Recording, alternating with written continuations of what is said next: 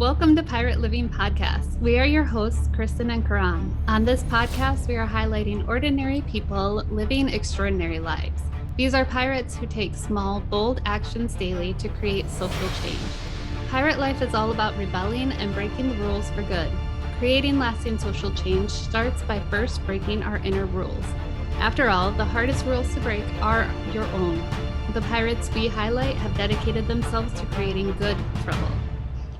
Today we're chatting with Dustin Reynolds. Dustin is a true pirate and is the first double amputee to sail around the world alone. Dustin is an environmentalist, a humanist, and an international man of mystery who turned a near-death experience and subsequent difficult recovery into a new and different way of life. So welcome, Dustin. We're excited to talk to you today. Aloha, I'm excited to talk to you. Thanks for having me. Yeah, so Dustin, on June 18th, 2014, you started your literal pirate journey, which took you around the world. We would love to hear what started you on this journey and led you to where you are today. Oh gosh, so what really started was probably back at the time of my accident. I was hit by a drunk driver on October 18th of 2008, and I lost my left arm and my left foot and nearly my life. And through the process of recovery, it was financially devastating. The person who hit me had insurance and I had insurance, but neither paid enough to go anywhere near what the medical bills were. And so my medical insurance picked up the rest of the tab. But then since the accident wasn't my fault, my insurance declared it wasn't their responsibility to pay. So they stuck about $500,000 lien on me. And for about 4 years after the accident was recovery time, more medical stuff, and eventually I had a reconstructive surgery on my leg and ultimately a bankruptcy to pay off that medical lien. And then I also did an offer in compromise with the IRS because I didn't pay my taxes that first year. And so I had to pay that back as well. And right around 4 years after the accident, I was debt free. And, I was getting stronger. I just had this reconstructive surgery. And, for those first 4 years, I was just like struggling to give to that point. And suddenly I was like, what do I do now? I was debt free. I was physically getting stronger. And I tried, I had a carpet cleaning business and a fishing boat. And I tried going back to those a little bit, but it was hard. And then also the equipment was 4 years out of maintenance, and I had no cash or credit to reinvest in the companies. So, it would have taken me forever to get back to any sort of financial freedom. And I was like, okay, I was looking for anything else. And I was a commercial diver for a little bit. And so I tried a few different commercial diving jobs, but I wasn't sure how well I'd be able to do it with one arm. And then also, I was just looking for anything. And randomly I found a website and people had sailed around the world and set a record. And there's this list of 80 people, these 80 different records that were set. And I was like, well, there's no double amputee on there. I'm going to do that. And so I sold the two businesses. I bought a $12,000 sailboat and started working on learning how to sail. So you didn't know how to sail when you started this journey? No, I had no sailing experience. So I bought the boat. I did a 1-month trip around the islands with my friend Brandon, and we taught ourselves how to sail. He didn't know how to sail either.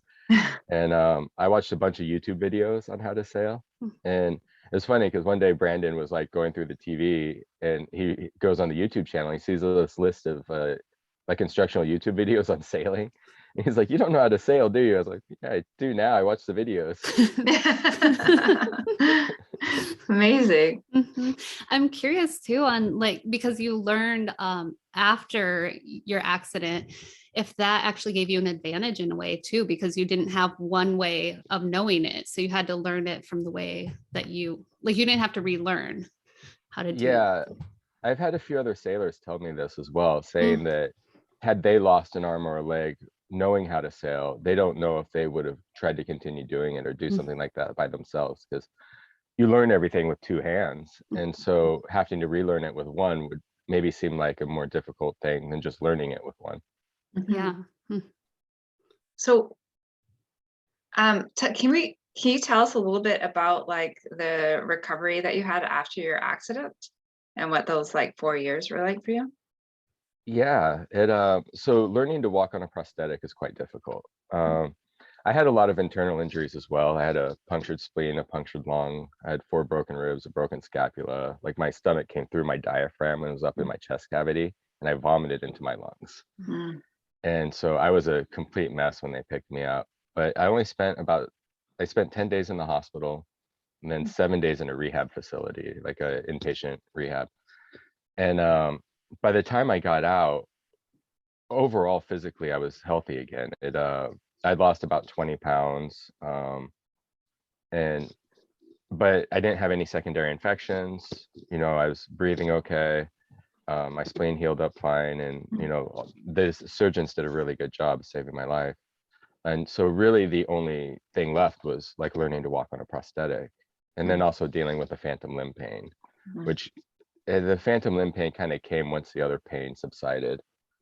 And so learning to walk on a prosthetic is painful. You're putting your body weight on soft tissue as opposed to like your skeletal structure in your foot.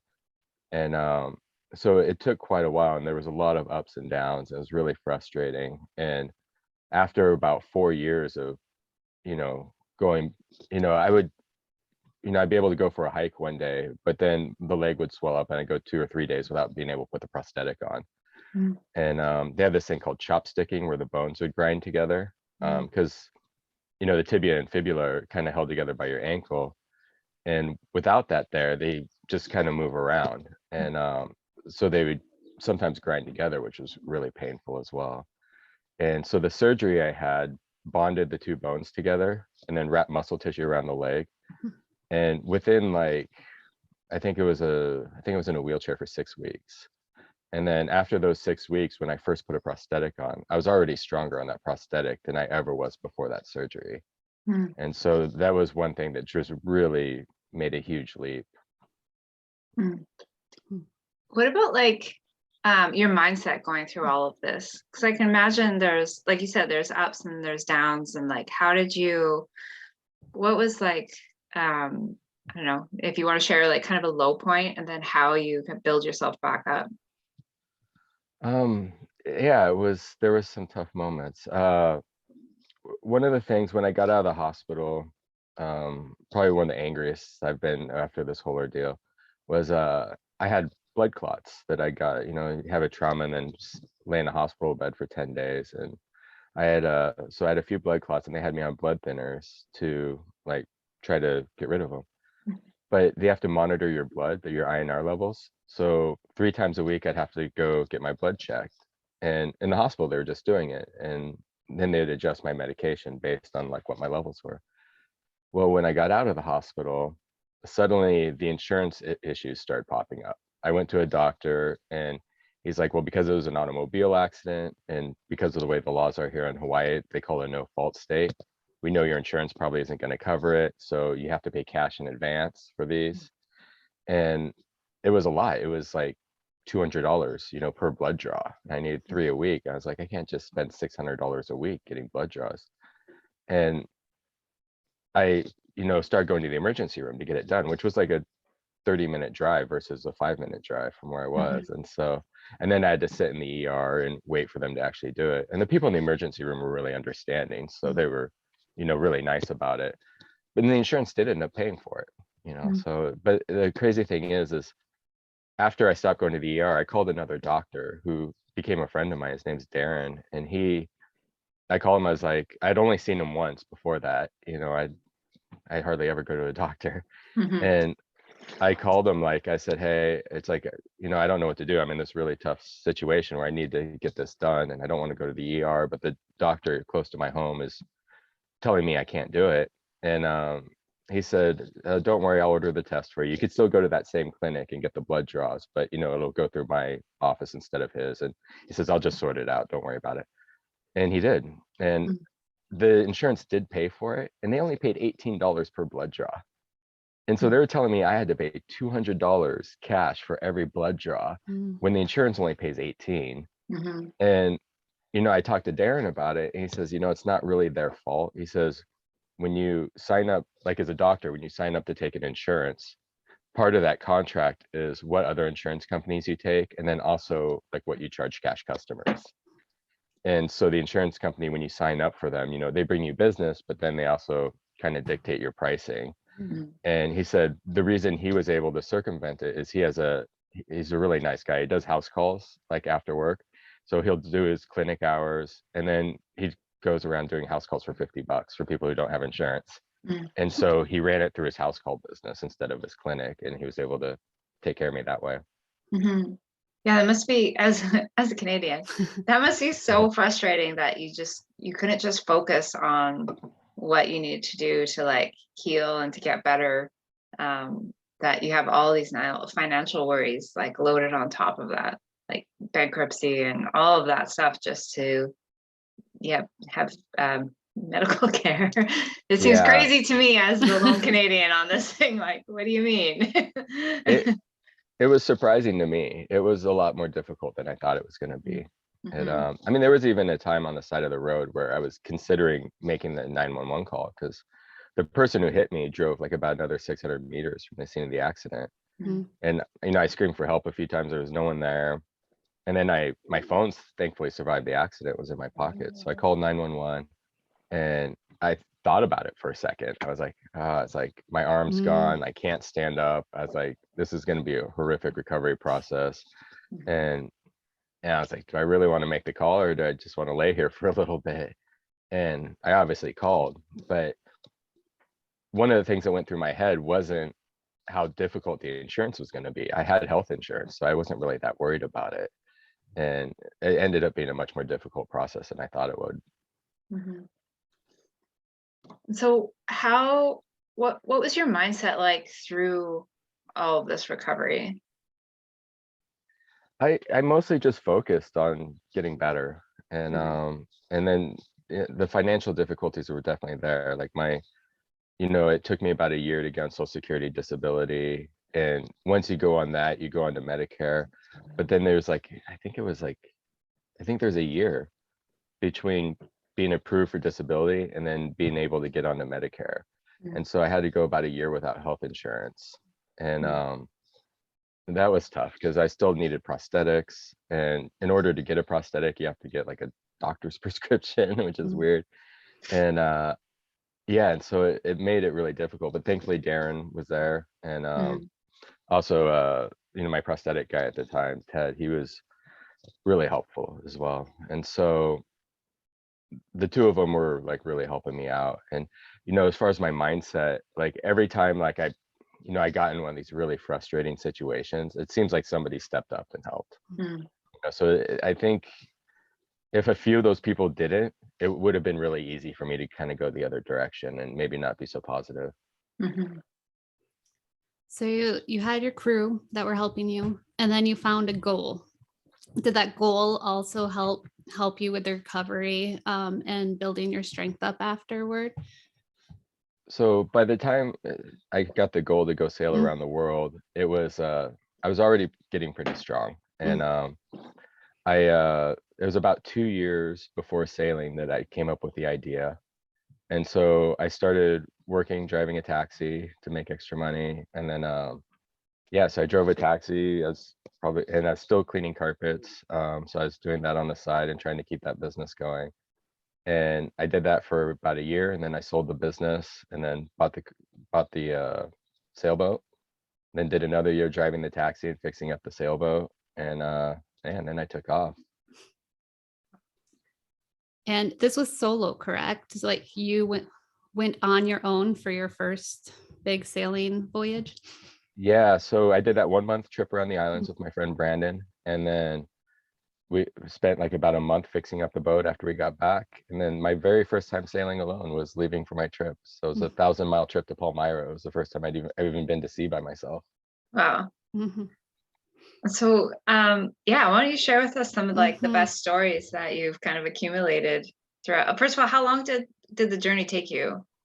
7.5 years. Yeah, it's So great. 7.5 years, about 35,000 miles at sea, 36 countries. Wow. Yeah, And it's been a so lot. Yeah. when we're recording this, it's January, and you've just returned home last month, right? Yep. Yeah, amazing.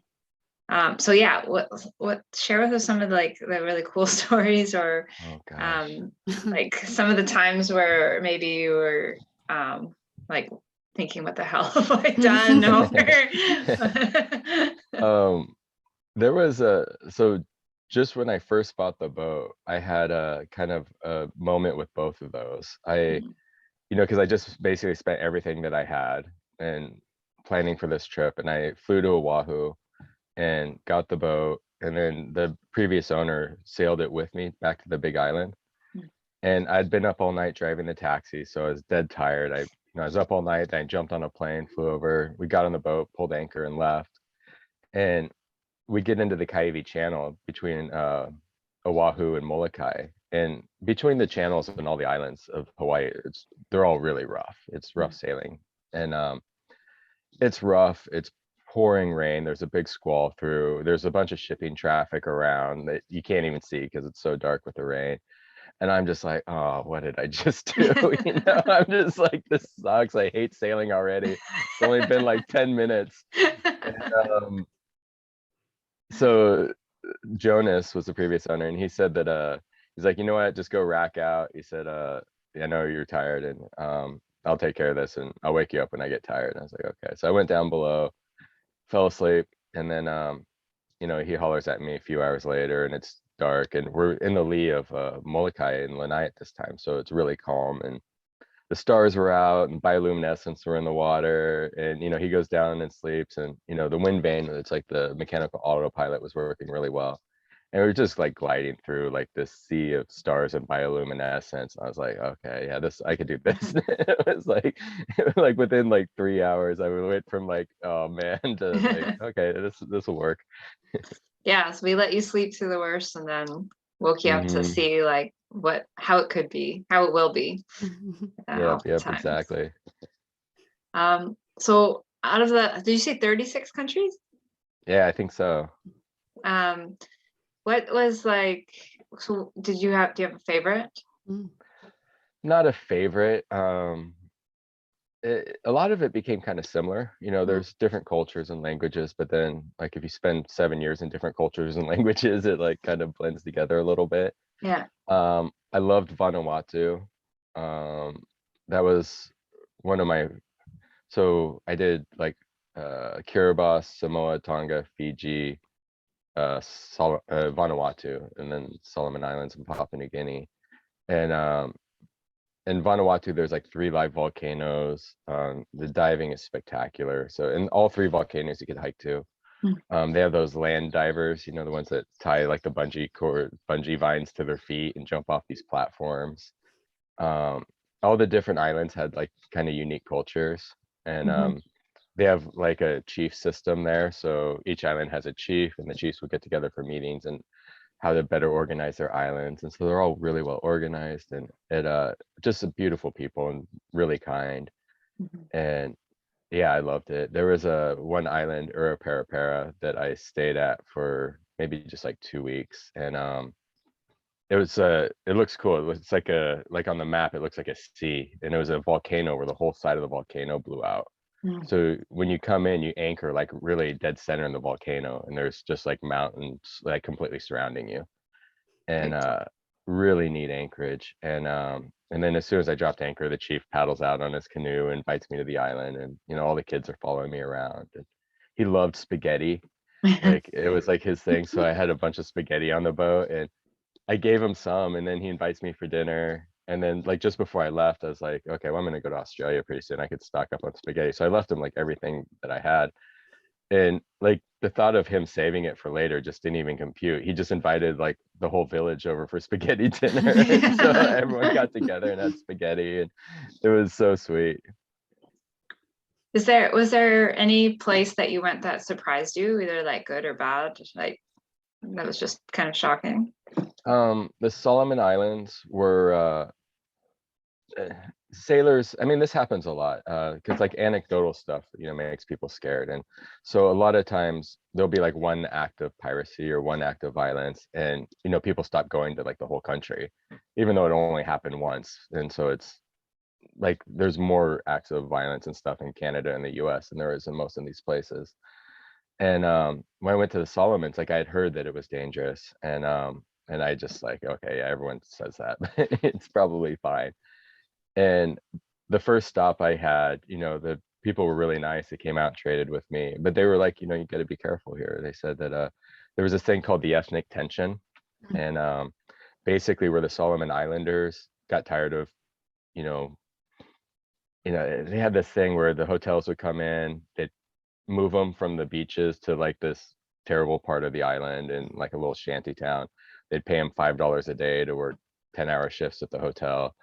And still the hotels are still charging Western rates too, so they're making quite a bit of money. And eventually Solomon Islanders got sick of it. They burned down the hotels and kicked out the whiteys, and they're like, okay, we're done with this. We're not doing this anymore. And they called the ethnic tension, where like basically the whole country came up and says, no, we're not being exploited in this way. I think the Fijians should do this as well, by the way. But when I was there, it was the first time where, I wasn't getting this complete warm welcome. And I got boarded twice by, people, pirates in the Solomon Islands trying to steal stuff off the boat. And both times I was able to scare them off. I told them I had a gun, and they jumped in the water and then back onto their canoes and then tried to pretend that they weren't trying to steal from me. But they didn't have weapons on them. They weren't trying to hurt me. So you did have run-ins with actual pirates? I did, yep. Was that the only time, or were there other times? Yeah, that was the only time. It happened twice in the course of like 3 days on 2 different islands, and then after that I left. I was like, like I said, neither time they weren't armed. They weren't like trying to hurt me. So it was more or less they were just trying to steal stuff off the boat. And if I were to go back, I think if I had a crew, like maybe 3 or 4 people, like I would comfortably go back there. And just because you just need someone to scare them off that's up on shift or whatever. Like so they're not coming like armed with machetes and guns or anything. And they're just being opportunistic. But yeah, since then it's common for fishing boats at sea to approach you. And so you'll see a boat out at sea and suddenly like it'll come straight for you, which could be scary. And the fishermen are always wearing those masks too, like those neck gaiters, for sun protection. They're not like pirates trying to cover their face. And I've seen a lot of like stories in sailing magazines about their experience with pirates, and they're talking about their sailboat like outrunning the fishing boat. I was like, yeah, you didn't outrun them. They just realized that you were scared and stopped chasing you. It's like, and usually when they come up, they'll come up, and I'm always nervous, but then they'll stop and pull down the mask and smile, be like, hey, do you have cigarettes? Do you have alcohol? Throw them a few packs of cigarettes or a bottle of rum, and they'll throw you a few fish and carry on. That's cool. It's one way to do it. How, when you were going to different places, did you have a way of connecting with the people before you got there, or did you meet them after you made it to the next location? So generally, I would say maybe half of the countries you have to contact in advance and do some sort of paperwork before arriving. Okay. And there's a website called noonsite.com that you could go on Noonsite, and it has all the regulations and email addresses and whatever you need to enter all these countries. And so you go to Noonsite first, read what the regulations are, and then if you have to do something in advance, you'll reach out to the country and say, okay, I'm coming approximately this date. But you'll need to do that from internet, from wherever you are first, because I don't have internet while I'm at sea. Yeah. Did you? Oh, no, go ahead. I was going to ask it because I'd talked with you through Instagram a little bit as well. So did you have any issues like with getting prepared for going to the next place sometimes because of like spotty internet where you were, or was it usually pretty smooth? It was usually pretty smooth. The only time I had any problems checking into a country was in Kiribati, and I went from Palmyra to Fanning Island, and they had this rule that they put in that if you don't have a clearance form from the US, you have to pay a $500 fine. Well, the US doesn't require you to clear out, and so getting a clearance form from the US is actually quite difficult. And it was just something these corrupt officials decided, or we're just gonna get $500 for everyone coming from America. And I went there. I didn't have $500 on the boat, and it was really sad too because I really wanted to go to this place. And before leaving Hawaii, because were affected by a tsunami like a year or two before I got there, and I brought all these clothes and medical supplies, and my doctor donated a bunch of medical supplies, and my whole V-berth, like I had no room to even sleep on the boat because it was just loaded up with clothes from the Goodwill I was going to give away. And I'm just like, I got all this stuff for you guys. It's worth way more than $500. And it's like, just let me, drop it off, go to shore. He's like, nope, $500, you got to go. It's like, all right. And so I ended up giving it away in Nui Tapatopo and Tonga. but I ended up having all that stuff on my boat for like 3 months and nowhere to sleep. What were some of the greatest lessons that you learned through your travels? Oh gosh. I think one is just how safe the world is for the most part. In the 36 countries I've been to, the only acts of piracy against me were those 2 times in the Solomon Islands. I've never had anything stolen. The boat has always been unlocked. I don't think I've even saw an act of violence in 7.5 years. I never saw someone get robbed. I don't have any friends that got robbed. Or there's been a few dinghies stolen in the Caribbean. That's like where the crime kind of started again. But in Southeast Asia, even in Africa, South Africa has quite a bit of crime, but Madagascar and Mozambique, it was completely safe, and all the people were extremely welcoming. It's easy to see on the media now, and people get so polarizing about stuff. And like I went to Muslim islands, and they just completely accepted me. They didn't want to convert me or anything. They'd bring me to their families and tea and biscuits, and and everywhere I went was like that. Not once was there any judgment or conversion or anything. There were just people loving each other and being nice. And and most islands are like that, and at least the ones that I experienced.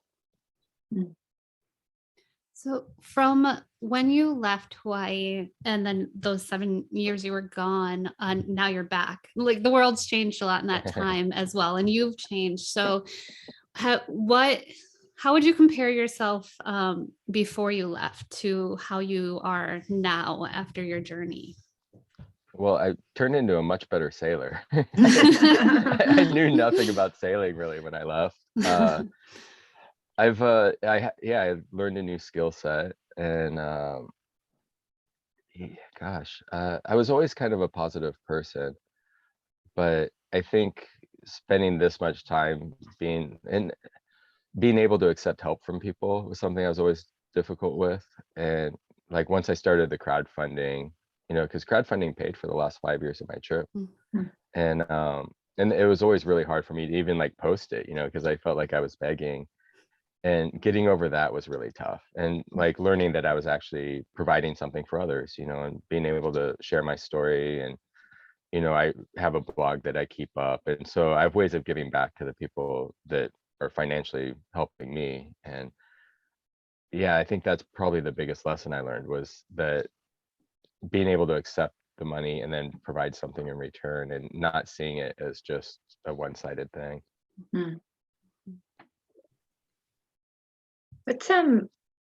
What are some of the more uncomfortable questions that you had to ask yourself throughout this journey? Like things that something that maybe you needed to really sit down and have a chat with yourself about in order to keep going? The crowdfunding was probably the biggest one. When I got towed back into Bali like 3 or 4 times, and the boat was a wreck. I was out of money. I was borrowing money from people, and with no way to really pay them back. And and I kept having these big catastrophic failures trying to leave Bali. And it was only like I was getting like 5 miles from the harbor and having a huge problem getting towed back in, and then putting a Band-Aid on it and trying to go back out to sea. And the boat was dangerous. It wasn't really seaworthy as it needed to be for these trips. And once I got to Thailand, when I got into Krabi Harbor, the boat was taking on water, so I had to haul the boat out, and I had to pump it like 3 or 4 times a day to try to get the water out. And I didn't have the money for the haul out, but then I couldn't just let the boat sink either. So I just hauled out the boat. And my girlfriend at the time was one that convinced me to do the crowdfunding. But the scariest part of it was, like, if I raised enough money to feel obligated to continue, but not really enough money to fix up the boat the way it needed to be fixed up. Like, I didn't want to, I was so tired of being in this like perpetual, like, going to another place, fixing the boat, it not really being ready to go or being safe, and then continuing on. And I didn't want to continue my trip on a boat that was unsafe and keep having these struggles. And thankfully I raised enough to buy a different boat, and I've raised enough since then to keep it going really nicely. And so it turned out really good, but it was really scary to make that commitment and, you know, accept money from people to do something that now I have to do it or feel obligated to do it. Mm-hmm. So you ended up buying another boat? Mm-hmm. So this is not the original one. Nope. The original boat is Rudis, and Rudis is a 1968 Allberg that is now sunken in Thailand. That wasn't my fault or the boat's fault. The new owner of the boat was really neglectful. So. And so what is the name? We already talked about this, but what's the name of your boat now? Crazy enough, Rudis, so this boat is Tiama. Rudis was the wooden practice sword that the gladiators used. And if a gladiator ever won his freedom, he was given a Rudis. So a Rudis was like the symbol that he was a free person. And it was cool that this boat was actually called Tiama, which meant freedom in Polynesian. And so, and that was just by chance. Like, I didn't rename the boat. That's cool. That's a cool correlation too. Like, you're given Rudis for freedom, and then your next boat is freedom. Yeah. It was freedom from Rudis. Yeah, Rudis was the word. So many levels to the name. And so actually we'll talk a little bit about that, about like the freedom of like the change in your lifestyle and that freedom that sailing around the world has brought to you, and how that's changed your outlook on life. Yeah, so sailing is an amazing thing, an amazing feeling. Like, in the world that we live in now, like, everything's got controls and bureaucracy and driver's licenses and DMV and all this stuff that you have to go through. Strangely enough, you don't really have that with sailing. Like, almost anyone could just buy a boat and sail to another country off of like learning off of YouTube, you know. It doesn't seem like something you should be allowed to do. And for me, like, being able to do it by myself, I mean, that was just an amazing feeling. Being able to just, I mean, it even became routine after a while, where I'd pull anchor, clean the bottom of the boat, go to sea, and then show up in a new country and do my paperwork and just be there for a while. And I got to spend enough time in all these places to really get to know the locals and the customs and spend like real time with people. And it's just amazing. It's this amazing thing that's out there that so few people ever do. Like, the sailing community, especially for the international sailors, is incredibly small. And it's pretty available to everybody. I mean, my first boat was $12,000. You know, most people's cars cost more than double that. And I was able to live on it for 2.5 years and sail a third of the way around the world on that $12,000 boat. So how, like, what's just on the topic of freedom, like, what's next for you now that you've returned home? How do you see yourself continuing that free lifestyle going on? My goal is, if I could choose my own adventure, is I'm trying to get into public speaking. So I'm doing a few speeches here in Hawaii in the next couple of weeks that I'm going to record, and I'm going to try to put together a highlight reel. And I have an agent in New York that I'm talking to. Nice. So I'm hoping to do public speaking for money for, 2-3 months a year. I'd like to join like an environmental project or research project for a few months, and then spend a few months like trying to promote those things. Like, I'd maybe spend some time in New York and talking about some of the problems that I've seen and try to come up with ways to fix it. There's Madagascar is one of the huge places that I absolutely loved. And there's a few like really horrifying things happening there. There's a horrible sex trade with I mean, there's still slavers going to Madagascar on boats, taking women, young girls, I should say, not women, and they end up in the Middle East or somewhere, and with no passports, no way to get home. And there's signs up all over it. And when I first arrived in Madagascar, I mean, usually when I show up with one arm and one leg, all the kids run up to you, they paddle out to your boat, and they didn't in Madagascar. And I was really surprised by this. And, I'd go walk through the villages. They weren't really like coming up to me. And, in Madagascar, they speak Malagasy and French. So there was a language barrier there for me as well. And eventually someone who spoke English came up and talked to me and said, hey, just be careful when you're here. There's, when they see people on boats, they don't know if you're a slaver or not. And they said one of the things you should never do is don't start taking pictures right away of everybody, because they're thinking that you're taking orders or something. And I'm just like, oh, this is horrifying. And I think it, like, especially now, like Elon Musk, if you're listening to this, if you could put like a Starlink like satellite internet thing on these islands and a camera, that's all it would really take. Like if they could just like film people coming in, have communication, because there's no communication out there on those outer islands. I mean, it's something that's solvable, and and I don't think it would be very expensive. And they have a horrible deforestation problem there as well. Like the baobab trees and forests are being cut down, and it's mostly just for cooking fuel. It's not being done by these big evil corporations. The locals are doing it, and just for cooking their food. And it's because that process of taking down a tree, turning it into charcoal and selling it is cheaper for them than like cooking gas. And I mean, if they could just get cheap fuel or cheap electricity for cooking, I mean, you could save the forest there as well. Yeah, wasn't that similar like in Haiti, the deforestation in Haiti versus like Dominican Republic?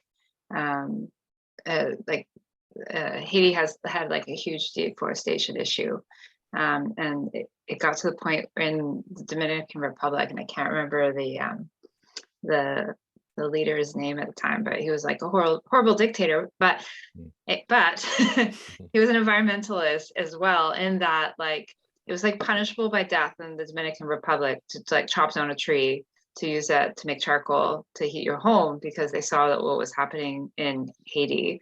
So yeah, it's just something that came to mind that I read like a million years ago, and I probably got completely wrong.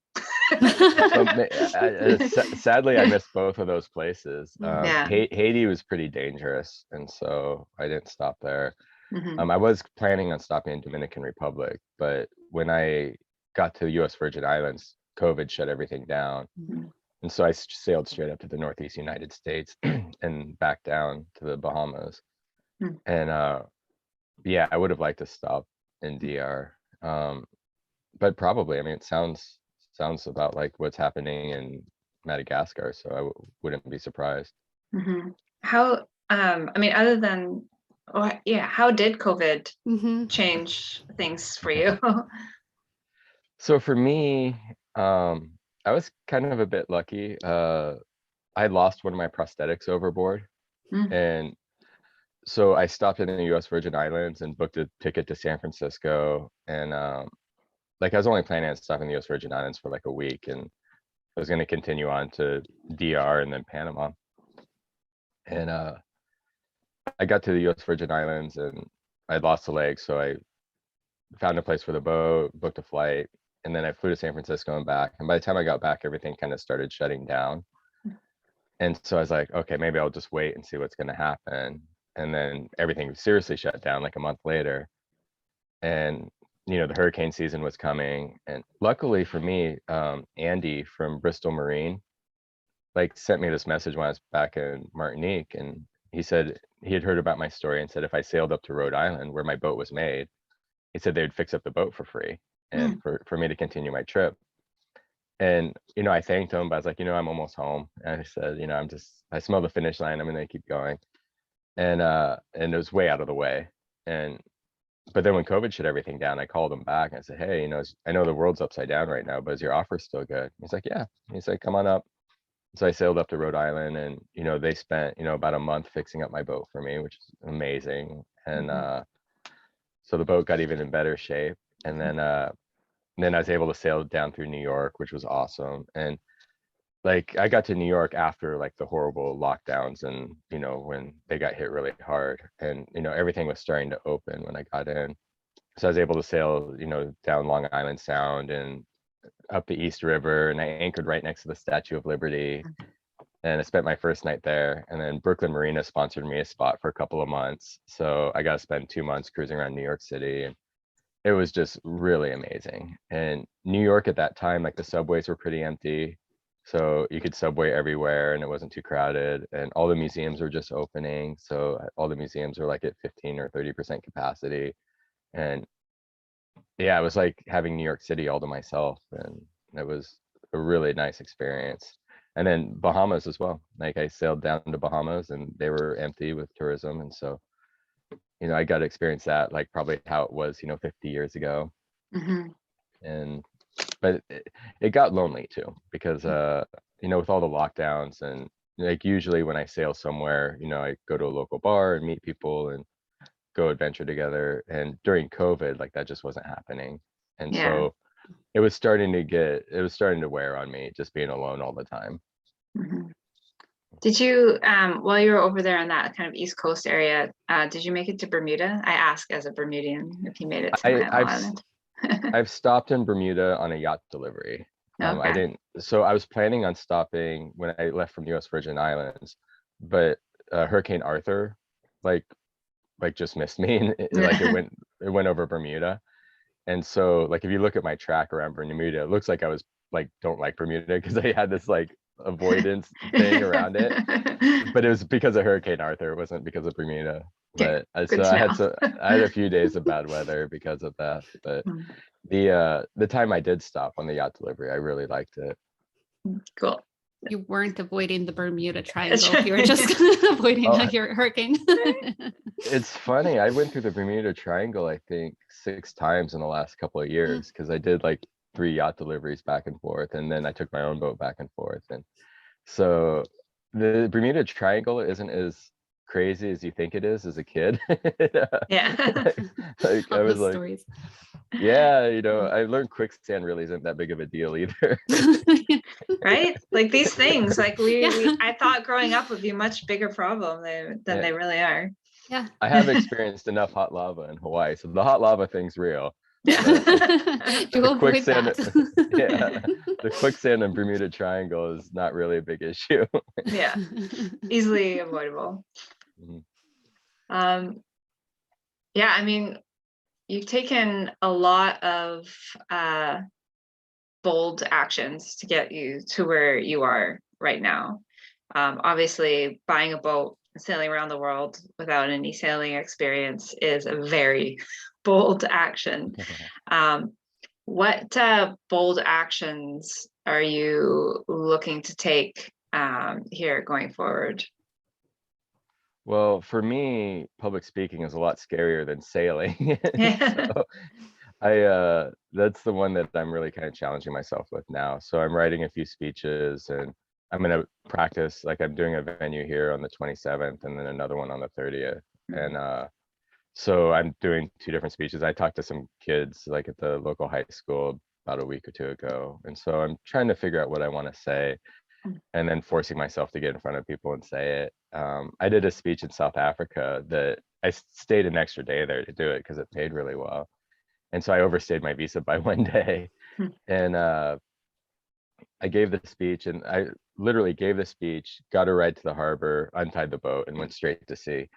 And at the end of my speech, the people are like, "Oh, are you nervous to go to sea right now?" And it's like the 1,700-mile trip to St. Helena from there. I was like, I'm honestly so thankful that this speech is over. It's like a huge weight's lifted off my shoulders. It's like, I'll be fine at sea. Yeah. Did you YouTube how to public speak? Yeah, I've been watching a lot of speakers on YouTube and comedians as well. Like I like the way the comedians like structure their specials. And so I'm going to try to structure my speeches in a similar way. What is the like overall message that you're planning to give with your speeches? So one of them is just on resilience. Mostly that, and this is like the decision I made on the side of the road, where I was like contemplating whether or not to live or die. Like you'll never know like where your life's gonna go. You'll never know like the ups and the downs, and so if you just keep going, things could always get better. For me at least, like I didn't foresee like the insurance problems being as tough as they were, but then I also didn't foresee sailing around the world by myself and Mhm. having all these new opportunities and adventure and meeting wonderful people.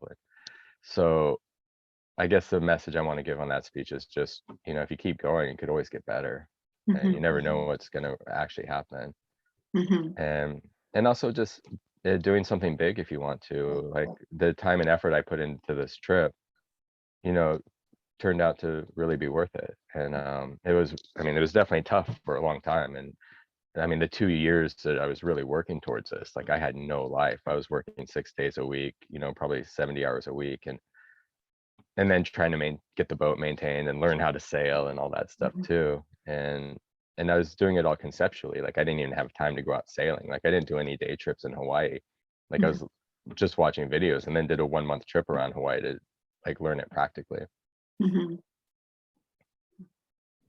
What's how did your view change, like or maybe like how, yeah, on and like the environmentalist side of things, like were you always kind of an environmentalist, or is the things that you've seen, like such as like the deforestation in Madagascar and stuff, change your view in the environment? It's, I mean, seeing it firsthand, like seeing it on TV is definitely different than seeing it firsthand. Um, and then also seeing, um, I mean, the amount of plastics, and this is even a problem in Hawaii right now. Hawaii stopped recycling because we were literally throwing all of our recycling into cargo containers, sending them to China, and now China's not taking them anymore. But it's like, why are they sending plastic to Hawaii still if we have nothing to do with it? This is just such an irresponsible thing. And it's like, there should be some sort of rule. If there's no plastic recycling, there's no plastic, Mhm. because it's just ending up either in the ocean or in a landfill or somewhere, and it's going to have to be dealt with later. But we're literally just passing it on to the next generation, and it's really irresponsible. And with a lot of the stuff, the deforestation in Sumatra and Borneo, it's just for palm oil, and this is a consumer issue where we have all these products with palm oil in them with this, and they're burning down all the forests. The orangutan habitats are disappearing, and just for palm oil, like this stupid thing that we don't even really need. It Yeah, so some of the stuff is it's just so irresponsible, and not that, I mean, we lived without plastic until about 50 years ago. We don't need it. Mhm. We could still refill glass containers, and glass, it's made out of sand, so you could go right back in the ocean with no problem. Mhm.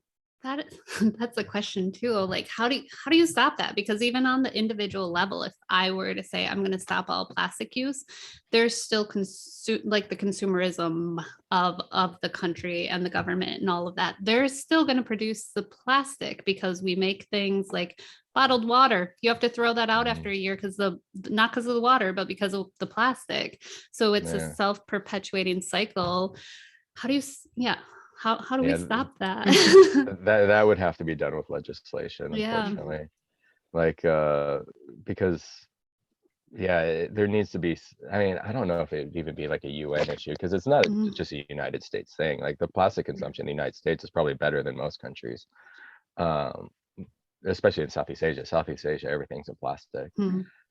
But the thing is like there needs to be something international where we're like, okay, we're not going to just keep dumping this stuff. We need to. It's a harmful material and it needs to be dealt with properly. And Mhm. just I think because this happened in Kiribati, like the cruise ship companies went in there for a little while because of a tax avoidance thing where, this law came in place where the cruise ship companies had to go to their home port every year, and so all these Hawaii cruise ships were all registered in Kiribati. And eventually, so instead of them like paying taxes, they built a harbor in this on Fanning Island, dredged it out so the cruise ships could go in there once a year. And, they built a store and they brought in sodas and plastic and all this stuff. And when they left, now Kiribati is covered in plastic from these cruise ship companies, and they have nothing to do with it. It's their only option really is to burn it, which puts it up in the atmosphere, which isn't that great either. And so there just needs to be something where we need to just try to leave things better than we found them. Our moms would be disappointed, we're leaving a mess behind us. Absolutely. So the single-handed sailor, your website, is that, can you tell us about that? Are you using that for like the crowdsourcing? Is there something new you're doing with that? Let us. So it's going to change up a bit soon because it's still based on my trip around the world. And so I'm going to kind of rebrand it towards like public speaking and environmental projects. So I'll probably pick an environmental project or two that I want to kind of get behind. And so I'll have those up on there. And then I'm going to do a public speaking reel. So these speeches I'm doing locally now, I'm filming them. And then I'm going to try to put a highlight reel together, put up there. And then hopefully advertise for paid public speaking stuff. And yeah, so it will be rebranded soon. But right now it's still towards my sailing trip and crowdfunding. And I have a blog on there that I'll probably maintain as well. I'll probably have a new one up in a couple of days. And where's your next speaking gig? Willie's Hot Chicken on the 27th at it's a local restaurant and bar, really popular place. So it's owned by some friends that I have, and they were bartenders here before I left, and now they have families and they started their own restaurant, and it's doing amazing. And so we're gonna get all my friends together and hopefully a few other people, and I'll play my single-handed film that's on my website. So there's a short 8-minute film. And then I'll do maybe a 40-minute speech and then a Q&A.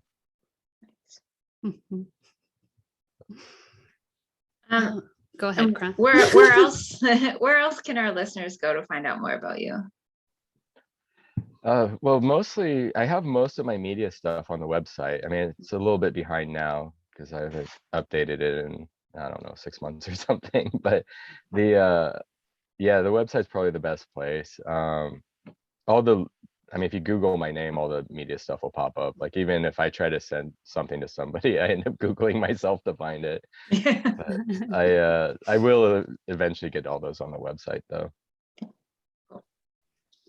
How would you recommend our listeners start their own pirate journey in life, whether it's sailing advice or regular life advice, either one or both?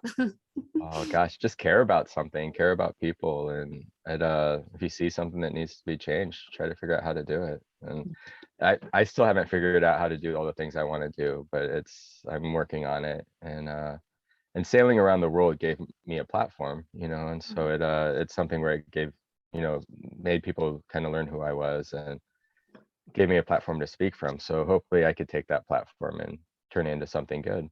And if somebody else wants to be a pirate and do the same, there's a path to that. Go hop on YouTube. There's probably a YouTube instructional video too.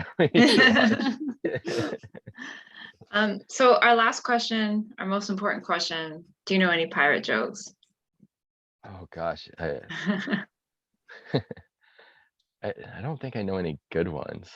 Did we say good? We didn't mean good. We didn't specify it has to be good. No. So why couldn't the pirate go to the movie? Because it was rated R. I don't think we've had that one, have we? No. It's great. We always appreciate when someone brings a joke. Well, this has been really cool talking to you and hearing some of your stories and your travels. And I'm sure we could have talked about 36 countries. We probably could have covered another 36 hours of your adventures. But thank you so much for joining us. Oh, thank you so much for having me. This was really fun.